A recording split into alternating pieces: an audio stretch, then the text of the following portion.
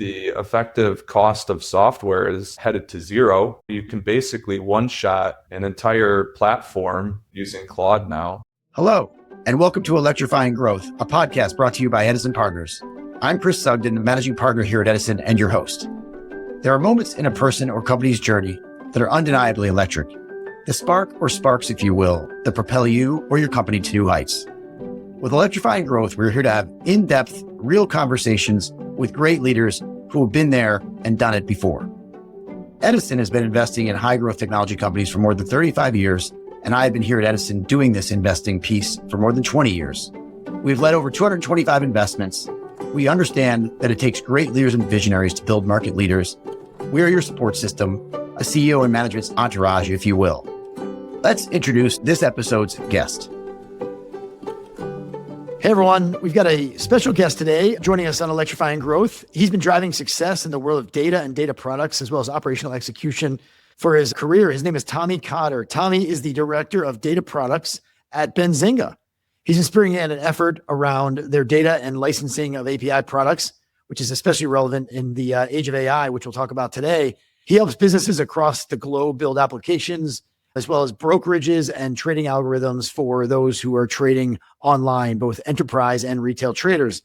Tommy's a product builder. His track record in the startup space is well established. He's been known for leading cross-functional teams, integrating complex client and partner solutions, and delivering high-impact API products. What's also interesting about Tommy is he played Division I basketball for a bit of a legend. We'll talk about that today as well. But what's really interesting about Tommy is he's really maintains a positive attitude and doesn't take no for an answer, which I think there's a lesson at the end of this podcast for everyone in terms of his thinking about advice for the younger professionals out there listening to today's episode of Electrifying Growth. So please welcome Tommy Cotter. Tommy Cotter from Benzinga. Welcome to a pod here. Thanks for doing it today. Hey, Chris, thanks for having me. Absolutely. This is kind of a unique one because we occasionally get, I'll say, inbounds, or we're out reaching to people. We hit home with a topic that you thought was interesting and kind of pinged us, and we said, hey, let's bring Tommy on the podcast. But before we go there and talk a little bit about, call it product management and go to market and kind of alignment in small growing companies, fast growing companies, I always like to give a little more background to our guests. Yes, I read an intro, and yes, people who listen to that know something about you, but there's a little bit of what they don't know either, because I didn't cover sort of your pre-Benzinga days and where you started your career and that sort of thing. So just go back a little bit and tell us what got Tommy Cotter to this point today. Yeah. So as we were kind of discussing before this, I grew up in the East Lansing area, very close to MSU. I know you're a Spartan. We have that in common. That's not why he's on the podcast, for those thinking I just stack it with homers, but that's okay. Yeah. But go green. And thank you. Go white. So I grew up in the East Lansing area. I started playing basketball at, kind of middle school time. Fell in love with the game. For my childhood, basketball was really, really the main thing that I did. That ball was life, as some would say.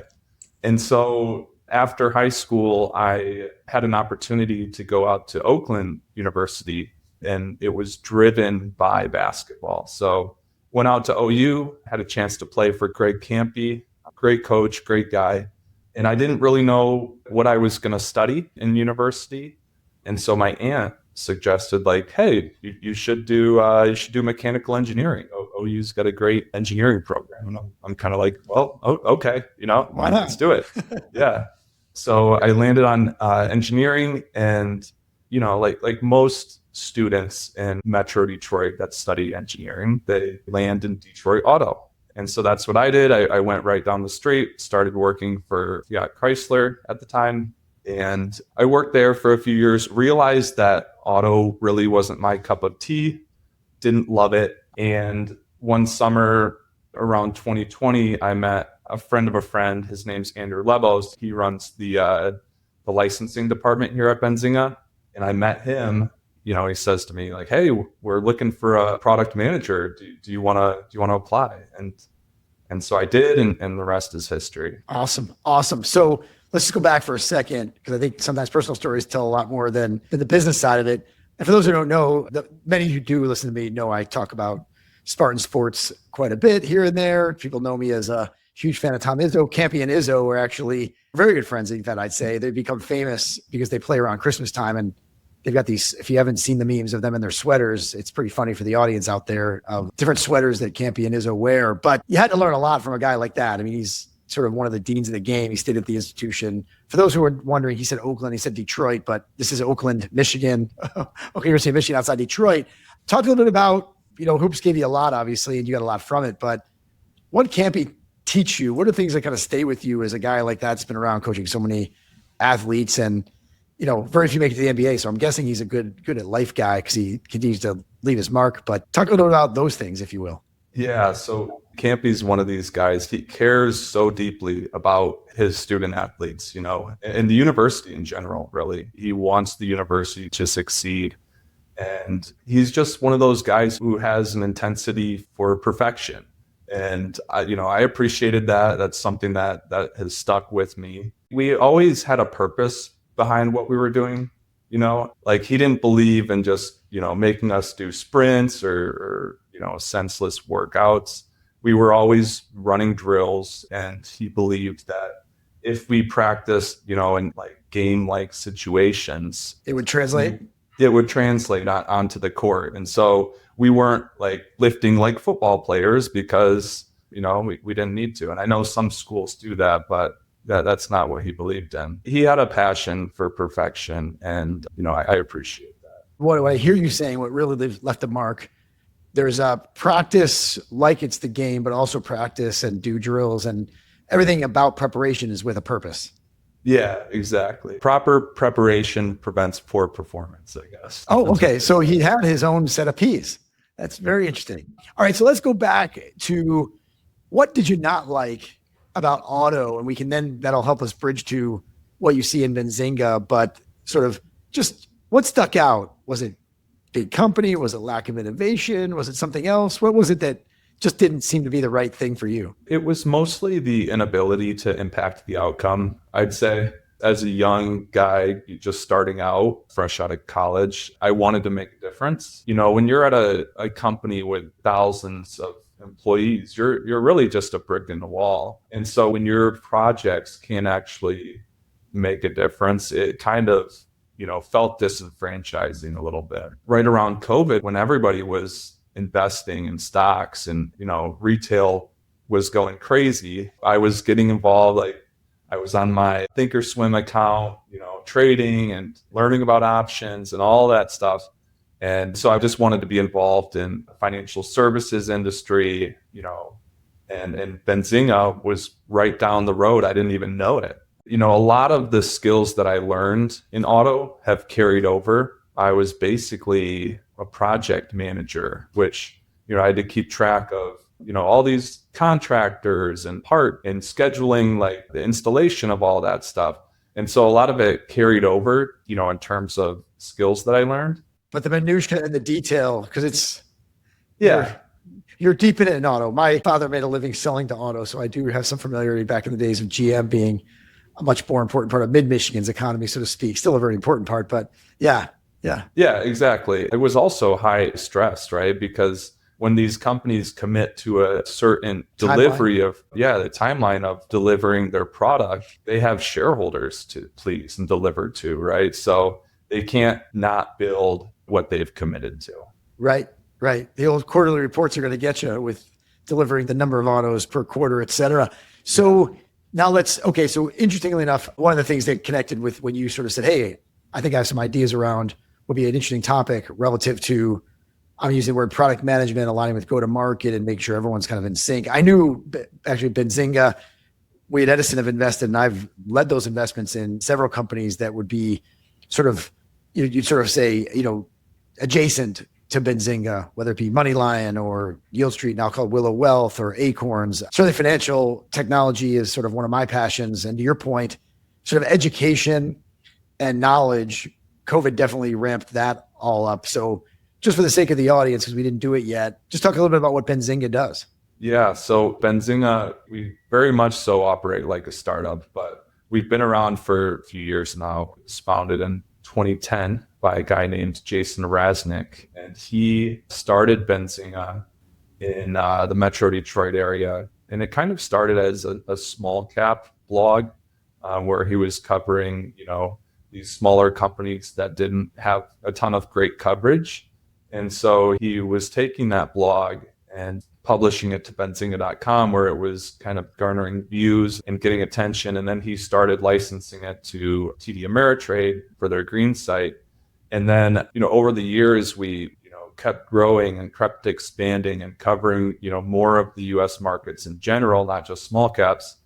And the website traffic had grown, and we were able to spin up different verticals, around the content, things like advertising, lead generation, and the licensing, department has grown a ton as well. So yeah, it's centered around providing retail investors information around the markets.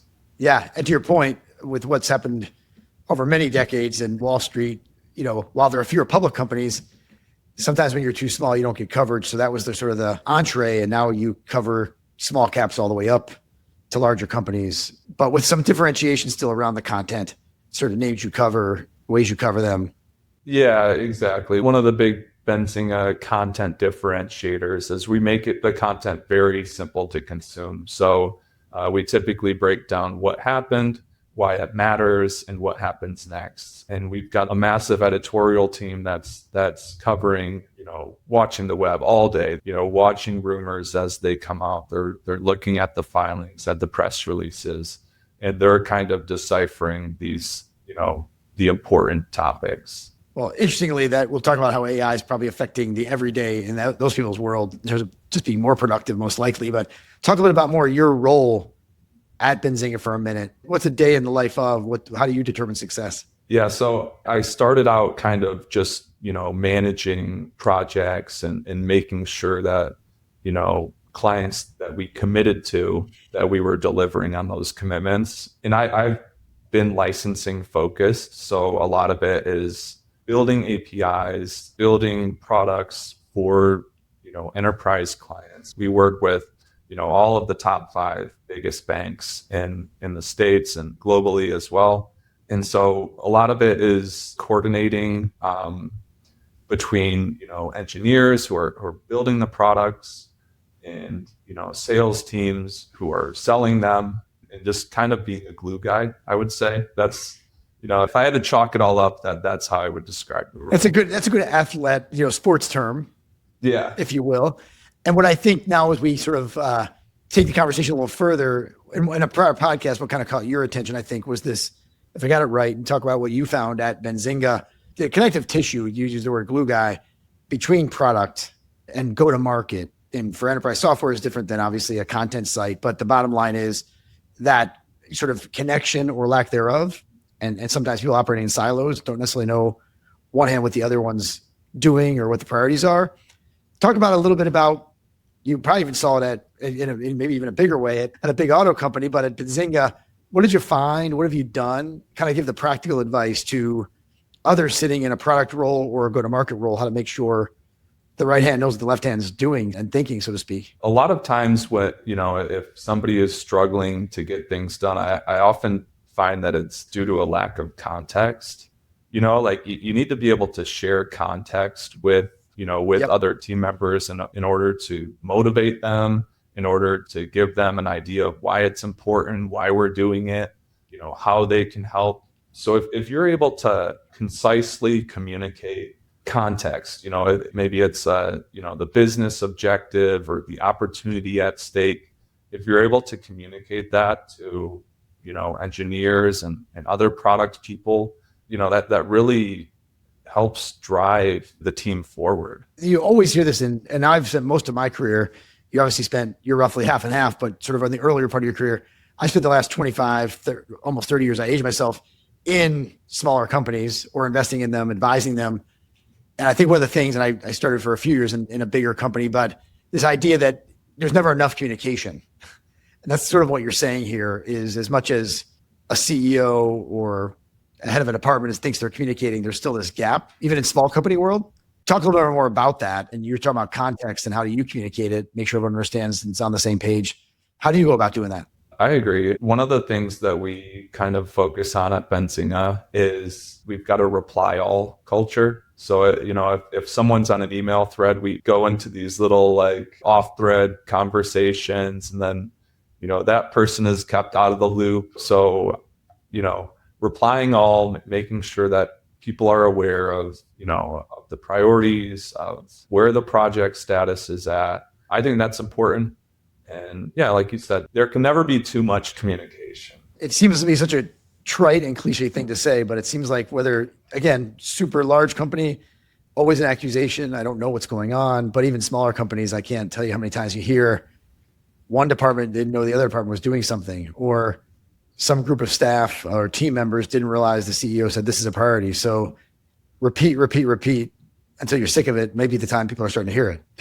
Yeah, exactly. You're in charge of, if I've got it right, director of data products. And here we are in an AI age where data theoretically is not only fuel, in some ways it could be the moat. How is AI impacting Benzinga and specifically your job, if you will, on a regular basis? Because content companies theoretically are under the most, to some degree, attack, because what people used to do, agents can do, right? Talk a little bit about how you see this coming down. Yeah, I agree that data is the fuel for everything. Once we have data internally, we can do anything with it.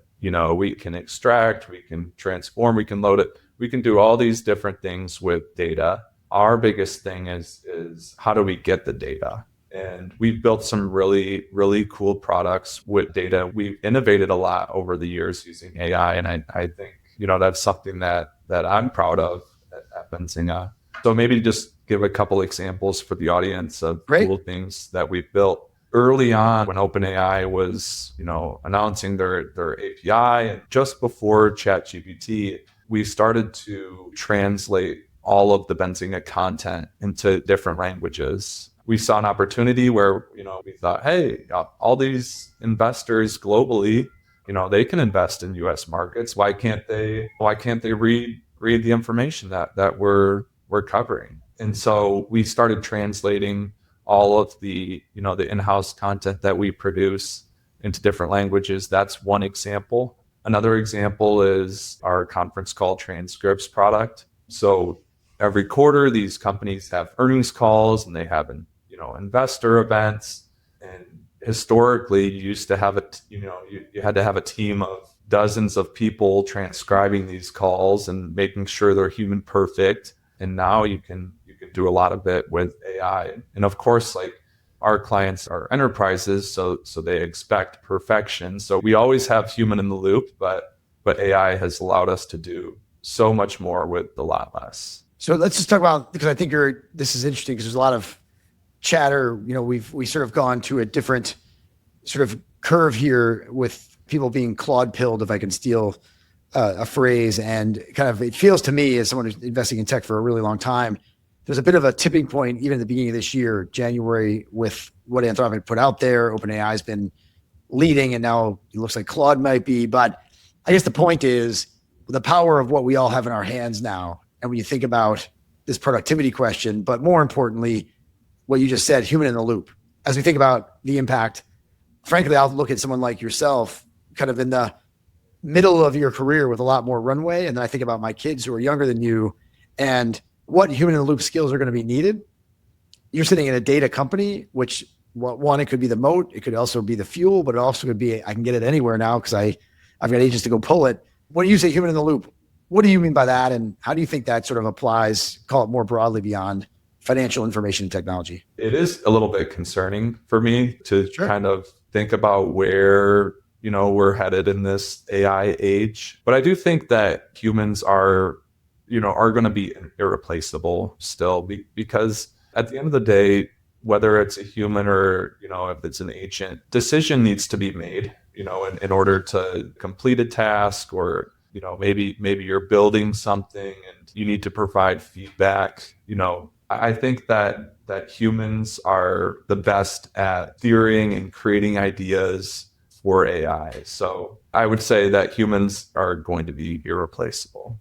I think we're all both hoping, but at the same time, different people have, I'll call it different anxieties, right? It's a kind of an interesting time, both depending on where you're in your career, what your job is. Do you feel like it's under the gun?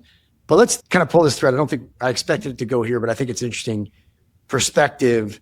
Again, I'll say someone who's out of school, 10 years plus or minus, right? And then there's the people who are just getting out of school, which probably have a whole different set of concerns, worries.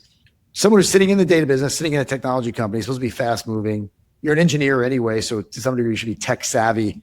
Talk to those out there, call it at your same age or younger, about what you think they should be doing to make sure they're the humans that are in the loop versus humans that are left behind or out of the loop relative to using AI. What do you think people should be doing today, tomorrow, et cetera? I still think that, having a great idea and being able to execute on that idea is still very valuable. So that's the irreplaceable part, the creativity, the original thought.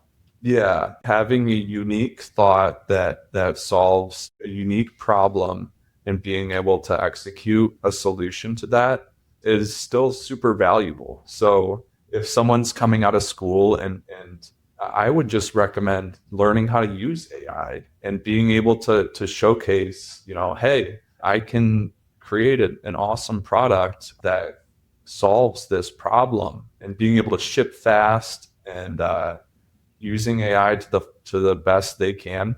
Now, I do think, the effective cost of software is headed to zero now. You can basically one shot an entire platform using Claude now. So, which is wild, right? Yeah. Yeah. So when you say you're sort of guiding, call it both your peers and those younger than you, go start using it. I'm getting down the weeds now because we've kind of, we'll assume everyone who listens to this podcast is tech, but there are a lot of just entrepreneurs who are in other industries.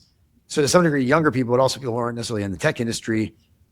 What's your down and dirty? Go download Claude, ChatGPT. Here's how I'm going to use it. Just to get kind of real, if you will, versus there's a lot of up here, start using it. Well, what does that mean to a person who may not be as close to it as you and I? Yeah. Yeah. So maybe I'll weave this back into another, Benzinga product that we've built. Perfect. But a couple of years ago, we had a product that we wanted to build, and it was called Bulls Say, Bears Say. This is still one of our better products that we produce at Benzinga. And there was one of my colleagues, his name's Aiden Harris. He works at Benzinga still, and he was still in college at the time at U of M.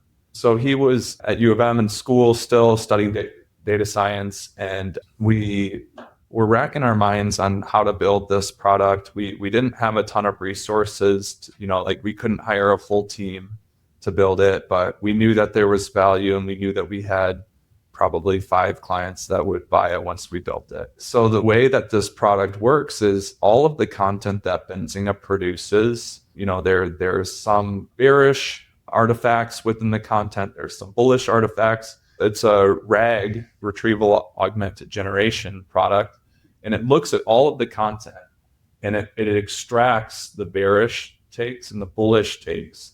And so you'll have a short, concise, 1 paragraph summary of each take.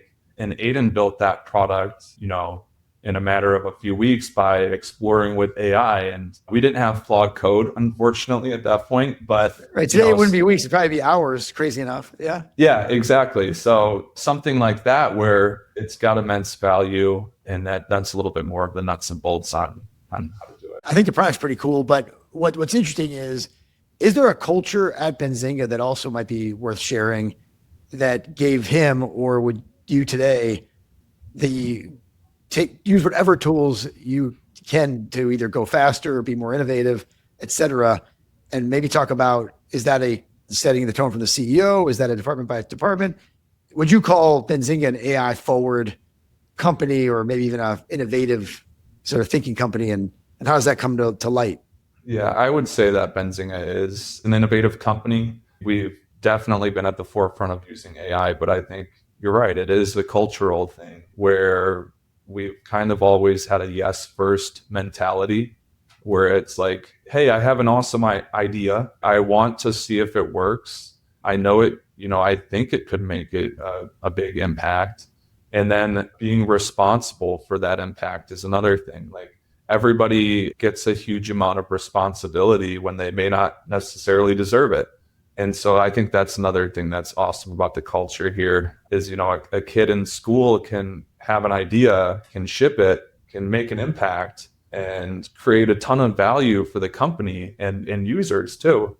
And I think that's really cool. So where's that coming from? And I'll maybe feed you a little bit of my answer, but in today's day and age, we think AI is not a tech initiative. It's not sort of at a department level. It's literally CEO sort of down, if you will, coming to start to call the CEO a chief AI officer versus a CEO, because if they're not sort of touting it and pushing it, why would others necessarily? Is that the way you describe Benzinga, or is it even more grassroots than that? In other words, is it both sides?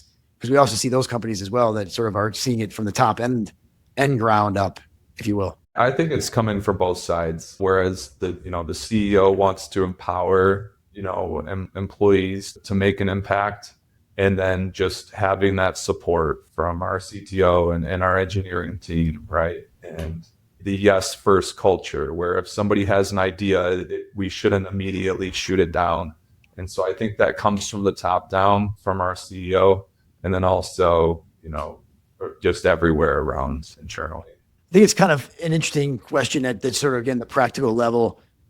Have you seen yet, or had your CFO of Benzinga talk about, holy cow, this is so great, we're all using it. Now all of a sudden tokens are costing us a lot more than we expected. Is there any of that happening inside your company? Not so much about getting you down to what you spend and that sort of thing, but we've talked about it at Edison. There's even a blog out there. So this unforeseen cost, CEO saying, go use it. And all of a sudden the CFO is going, wait a minute, we didn't budget for this. Are you seeing kind of that happen at all, even at you personally or across your colleagues? Yeah, early on when we were, ideating and experimenting, we, built these products, and then we're just, looking at these bills come in for all these tokens. And it's like, holy smokes, I didn't realize it was going to be that much. But it's not as big of a deal because we've kind of always had a culture too, where it's like sell first, build second, which, may be backwards depending on what your stance is. But I kind of agree with it. It's like, okay, the revenue is already accounted for, so it kind of covers costs, and then we can use it, within the org everywhere. So you're not yet experiencing, and I think we aren't either. If I go across the whole portfolio of, 30 plus active portfolio companies, there are pockets where the cost is getting real, but it's not yet a problem. That's where it sounds like for you. You haven't yet seen it where someone's crying, uncle, stop spending. This is getting crazy. Yeah, exactly. I mean, some of these models have just gotten so cheap, as the models get better and the old ones get cheaper, they can still do the job. And it's been pretty crazy to see. I wonder, if these models will, if there will even be like a SaaS type business for them in the future. I don't know. Well, I'll use that last line there to sort of foreshadow something that I'm working on. I'm in the camp for those who care what camp I'm in. And since you're a Benzinga, pick stocks and give some ideas around, not pick stocks, but private content and bullish and bearish views. I think we have permanently reset the price. And I'm going to talk more about it in future episodes and more about it even on our own content, because that value of those future cash flows and the growth annuity that, people thought SaaS represented, I do think that game has changed. I don't think it's going to zero, because I think there's going to be a need for best-in-class software to fuel some of the agents. But to the extent the game has changed, being a financial technology investor, transactions, payment volume, clicks, if you will, in a way that says get something done. That's the way a lot of fintechs were built anyway. So in some ways, I feel like I'm in my comfort zone now with this sort of new normal where things will be driven by volume. It feels actually a little more financial technology, financial software kind of like, if you will. So I'm actually looking forward to this day when seat licenses go away and enterprise licenses go away, and it's all about kind of the actual productivity you're using. But that's also creating this, oh my God, what does that mean for these companies who've been charging based on seat? We're in this really uncertain period of time. But I do think the reset is going to last. It's not like, I don't think we're going to snap back up to double-digit revenue multiples being the norm. I think we've hit a new normal, if you will. As we bring this to a wrap, Tommy, I refer to, I use the word mid-career. I think time and career is all a state of mind. How fast can you go? Are you entrepreneurial? Or are you taking control of your own career? But there's still this element of, even out in the workforce, I think if I got it right, 10 years kind of plus or minus. And there is an element of, what if I, not so much a regret, what if I change something based on what I know now? Kind of advice to young people, advice to self. What would you do? What would Tommy Cotter have done on the way out of high school or the way out of college to accelerate the career, to put you on a different path? Just reflect on, again, kind of advice to younger people out there. I'm super valuable for everything, every experience that I've had along the way. So even some of the mistakes that I've made, I'm like, well, at least I learned from it. That's 100%. 100%. Yeah. So not regret, not so much regret. Yeah. Yeah. So I've learned from every mistake that I've made. So that's one thing that everyone should do, right? But another thing that I really believe in is it's all about who you know. That's cliche, right? But it is genuinely true. You need to focus on building your network, providing value for others. And so if someone's fresh out of school, that's what I would recommend, is building your network, building your own personal brand, making sure that you can, help people. And eventually I think it does come back to you. I think it's great advice. To your point, on one hand, it's cliche. I was literally just giving this advice to a colleague before we started the recording here, because I think sometimes you also get at some stage of your career, you stop networking. You think your network is set. And here I am. I may have dated myself earlier by saying how long I've been working, but I see networking as an opportunity every day. And there's put yourself in a position, connect with somebody you don't know every day. I think that's wonderful advice. And I say that as a parent of one who's just finishing college and about to enter the workforce themselves, and another one that's not far behind.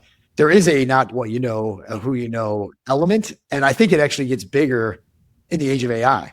If you really think about it, because who's going to vouch for you when the CEO's default might be, why can't an agent do it? No, but this person's got these skills. You need to go meet them. Unbelievably valuable. Yeah, exactly. We're starting to see more social networks are such a thing now. So meeting people, making genuine connections, and you never know how it might come back to you. I think that's a wonderful way to end this episode of Electrifying Growth. Tommy Cotter, head of data products from Benzinga. Thanks for joining us today. Thanks, Chris. Thank you for joining this episode of Electrifying Growth. A special thanks to this week's guest for sharing their time and insight. For more resources, inspiration, and a look inside the Edison Partners Network, sign up for our newsletter at www.edisonpartners.com. Click on the Stay in the Know button in the top right corner of our webpage. Thank you again.